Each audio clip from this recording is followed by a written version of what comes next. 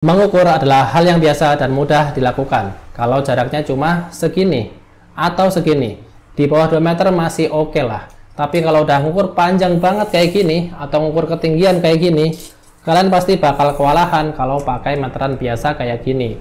Itulah kenapa akhirnya saya memutuskan untuk membuat penggaris digital ini, atau lebih tepatnya pengukur jarak digital. Yang di video ini saya bakal kasih tahu ke kalian step by step gimana cara bikinnya. Mulai dari komponen apa aja yang digunakan, cara merangkainya, desainnya, sampai ke program Arduino-nya. Jadi pantengin terus video ini, jangan di skip-skip, dan pastiin kalian nonton sampai akhir, karena di akhir video saya akan tes seberapa akurat penggaris digital ini jika dibandingkan dengan meteran biasa kayak gini. Oke, nggak usah lama-lama, langsung kita mulai aja video tutorialnya. Pertama kita siapin dulu bahan-bahannya. Di sini saya pakai sensor jarak ultrasonic HCSR04, Arduino Nano, LCD OLED 0,91, modul charger and booster TP4056, PCB lubang ukuran 4x6, toggle switch, dan baterai LiPo 3,7 volt 400 mAh. Detail harganya kira-kira seperti ini ya. Buat yang mau beli, linknya udah saya taruh di deskripsi video. Lanjut, kita pasang dulu bahan-bahannya. Sensor ultrasoniknya saya posisikan seperti ini, tegak lurus terhadap PCB. Kita solder satu pin dulu supaya bisa nempel, terus kita cek posisinya. Kalau belum 90 derajat atau masih ada celah, kalian bisa panasin ulang satu pin tadi pakai solder sampai posisinya benar-benar tegak lurus 90 derajat. Kalau udah, tinggal kita solder-solder semua sisa pinnya. Sekarang Arduino Nano, kita patahin pin header sesuai jumlah pin yang kita butuhin aja, terus kita solder ke Arduino-nya. Di sini saya solder 6 pin aja ya, pin untuk power dan pin untuk data ke sensor ultrasonic HCSR04. Pastiin posisinya tegak lurus dan nggak ada celah ya. Kalau udah, kita pasang Arduino Nano-nya ke PCB. Posisinya menghadap seperti ini supaya pin datanya dekat sama pin sensor ultrasonik. Sama seperti tadi, kita solder dulu satu pin biar posisinya pas. Kalau udah pas, tinggal kita solder semuanya. Selanjutnya kita pasang LCD OLED 0,91-nya. Tapi sebelum itu kita potong dulu pin VCC dan GND-nya. Terus ini kita pasang dari arah sebaliknya, karena saya pengen nanti LCD-nya bisa pas di permukaan casing. Pin SDACL langsung kita masukin ke pin I2C. Di Arduino ada di pin A4 dan A5. Terus kita solder aja. Sekarang kita mau pasang saklar toggle-nya. Tapi ternyata ini kaki saklarnya terlalu besar, jadi kita harus bor dulu lubang PCB-nya. Ini saya pakai mata bor ukuran 1,5 mm ya.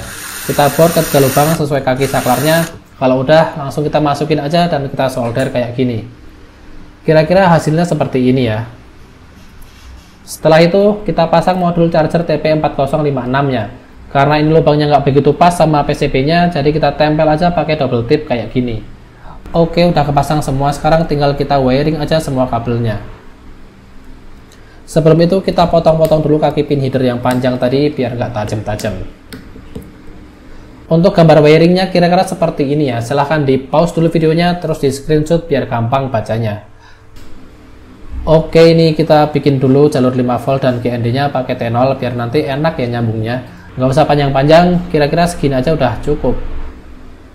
Sekarang kita solder kabel VCC untuk HCSR04 nya. Kita hubungkan ke jalur 5 volt yang udah kita buat tadi. Kemudian GND nya juga kita solder dan kita hubungkan ke jalur GND. Karena ini jaraknya dekat, pin triknya langsung kita hubungkan aja ke pin D3 Arduino pakai timah. Lalu pin echo kita hubungkan ke pin D2 Arduino menggunakan kabel. Kalau udah, sekarang kita hubungkan kabel GND dari LCD 0,91 ke jalur GND. Dan VCC-nya juga kita sambungkan ke jalur 5 volt.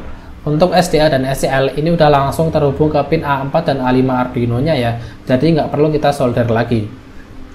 Kemudian ini baterainya saya ganti ya, saya upgrade ke 1000 mAh biar lebih awet aja karena dimensinya ternyata masih sangat masuk.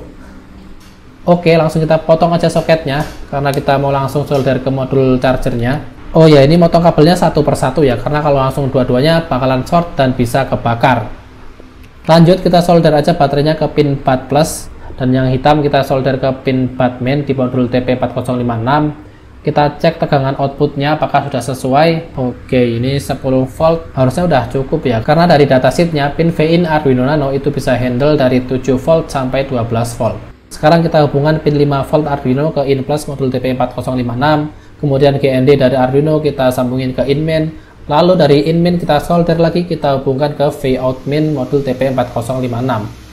Kemudian dari Vout plus kita sambung ke kaki saklar paling kiri. Dan dari pin V-in Arduino Nano kita hubungkan ke kaki saklar yang tengah. Oke, udah selesai untuk wiringnya. Coba kita nyalakan.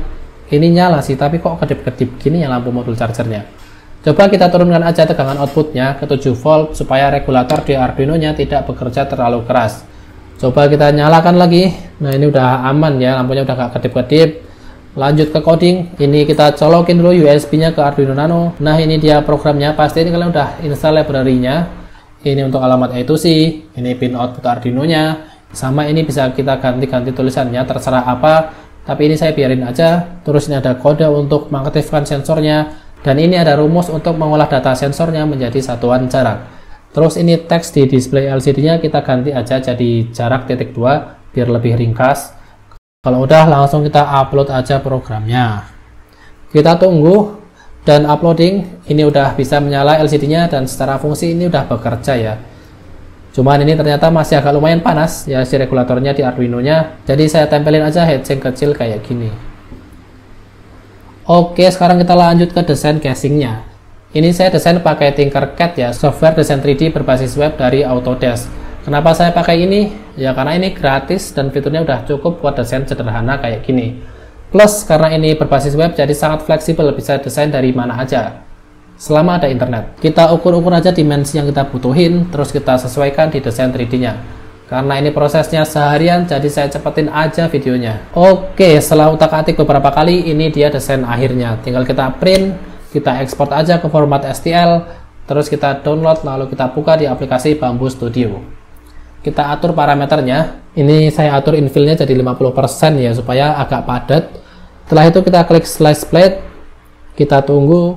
Nah, di sini kelihatan ya datanya. Total time 2 jam dan filament yang dipakai sekitar 50 gram. Kita klik print plate, kita bisa pilih mesin mana yang mau kita pakai. Kalau udah benar kita klik send aja. Successfully send. Sekarang kita lihat di bagian device. Nah, ini mesinnya udah mulai bekerja ya. Buat kalian yang mau file STL-nya, link downloadnya udah saya taruh di deskripsi video. Dan kalau kalian nggak punya mesinnya, kalian bisa print di EasyBot mulai dari Rp1.000 per gramnya. Langsung chat aja via WA. Oke, lanjut. Ini udah jadi. Kita ambil aja plate-nya, terus kita pretelin kayak gini. Kita potekin supportnya pakai tang. Kalau udah, kita coba pasang aja modul yang udah kita buat tadi. Ini masukinnya agak dipaksa ya, karena memang saya desainnya fit untuk ukurannya. Kita dorong-dorong aja sampai lubang bautnya ini pas di tengah-tengah kayak gini. Terus kita pasang aja baut penahannya sampai mentok, sampai nggak bisa diputar lagi. Selanjutnya ini baterainya kita pasang aja di covernya pakai double tip busa kayak gini. Kita posisiin kira-kira sampai dia nggak nabrak sama sensornya. Terus langsung kita gabungin aja covernya kayak gini. Terakhir tinggal kita kencengin aja pakai baut biar mantap. Di sini saya pakai 3 baut ya. Sekarang coba kita balik, kita nyalain lagi. Jadi sensor ini tuh punya 2 bagian ya. Yang satu transmitter untuk pemancar dan yang satu receiver atau penerima. Dari transmitter dia mancarin gelombang suara, yang kemudian gelombang suara tadi memantul ke permukaan benda, lalu pantulannya ditangkap lagi sama receivernya. Dan waktu tempuhnya kemudian diolah di Arduino pakai rumus yang tadi. Oke, sekarang saatnya moment of truth. Kita bakal buktiin, kita bandingin antara meteran biasa ini sama meteran yang digital yang kita buat tadi. Langsung kita coba dulu yang meteran biasa ini. Kita ukur plafon di atas tingginya berapa ya. Kita coba ukur pakai yang ini.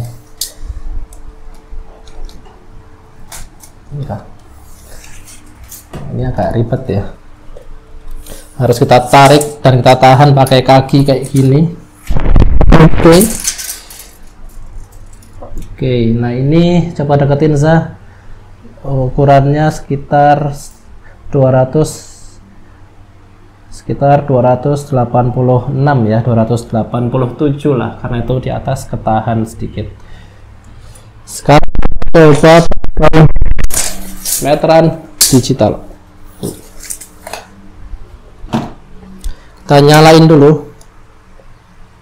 Nih, nyala. Terus kita posisikan di bawah sini.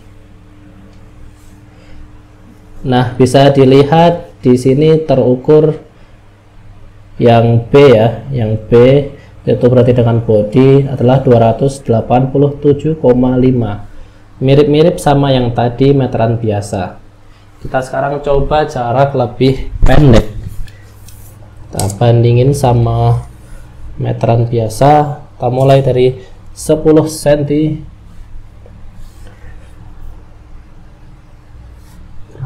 Ya, ini kita lihatnya yang S ya, karena ini kita ngukurnya nggak sama bodinya. Di sini kelihatan 10,2, 10,1 cukup akurat. Terus kita mundurin ke 20 cm. Oke, di sini terbacanya 21,1. Ini agak banyak bedanya. Terus di sini terbaca 32,5, padahal ini 30 ya. Terus di sini 41. Oke, kita coba sekarang langsung loncat ke 100 cm atau 1 meter. Oke, di sini terbacanya 102, 103. Jadi dia gapnya lumayan banyak, sekitar 2 cm sampai 3 cm. Oke.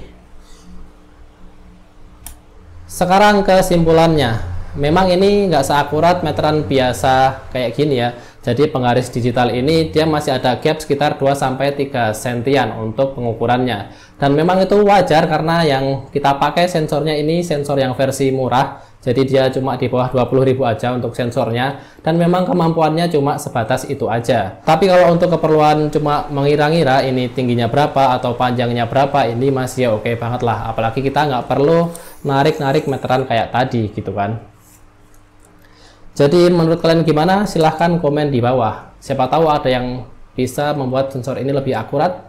Silahkan komen aja. Oke, sekian aja video tutorial kita kali ini. Buat yang mau bikin sendiri di rumah, semua dokumentasinya udah saya taruh di deskripsi. Jadi tinggal diakses aja. Like kalau videonya bermanfaat, dan jangan lupa subscribe supaya kalian nggak ketinggalan video tutorial menarik lainnya tentang Arduino.